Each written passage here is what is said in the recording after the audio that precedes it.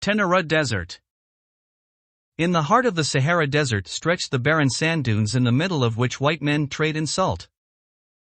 A territory so dead and desolate that it was called the desert of the desert stretches in the Sahara, far from any sea.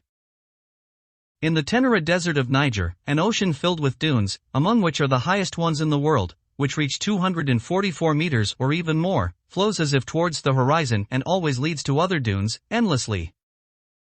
But, like the entire Sahara, Ténéré means more than sand.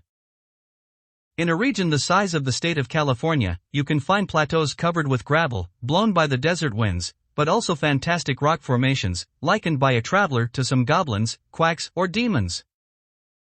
At the eastern end of the desert, the oasis and the village of Bilma are the starting point for the Tuareg camel caravans, which travel 560 kilometers through the hot desert, transporting salt to sell in Agadez.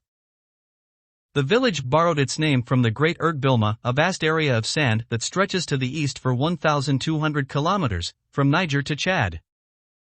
The southern half of Erbil is made up of vault dunes, huge parallel ridges of sand, 160 kilometers long and 1 kilometer wide. The passes between the dunes are called gasses and are traversed by camel caravans.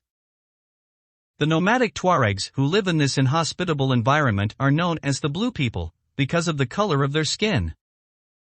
Unlike the other Muslims, the Tuaregs cover their faces, a habit born perhaps from the need to protect their skin from the wind and sun of the Sahara, during the long days spent on the backs of camels. The blue paint of the cloth that wraps their heads soaks into the face's skin, and this is where their nickname comes from. The salt of the earth. The Tuareg's source of salt is in Bilma, where the substance from natural deposits comes out of the ground in the form of a solution when specially dug wells are filled with water. A crust of salt crystals forms on the surface of the water. The crust is tight and cone-shaped gramexi are formed, weighing approximately 18 kilograms. To cross the desert, the Tuaregs load huge blocks of salt on the backs of camels, each animal carrying about 6 pieces. The string of camels tied to each other sets off and, advancing at a constant pace, they travel through the hot desert between 14 and 18 hours a day, without stopping. Landmarks are rare, a type of acacia called the Ténéré tree being the only tree that travelers encountered for days until 1973, when it was destroyed in unexplained circumstances. He directs them to one of the few wells on the road, the precious source of water for the next leg of the journey. It takes 15 days or more to reach Agadez, the commercial center and headquarters of a huge camel market in the Aïr Mountains. But the camel caravans with their blue visits are an increasingly rare sight, because today the Tuaregs prefer vehicles with all-wheel drive, which allow them to cross the desert in just a few days. In contrast to the Pargalat Desert, the Aïr Mountains bordering the northwest side of the Ténéré Desert are not a few arid.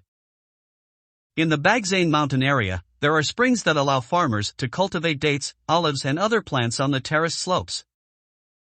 High mountains up to 1950 meters host a rich fauna, including geese, ostriches, baboons and antelopes.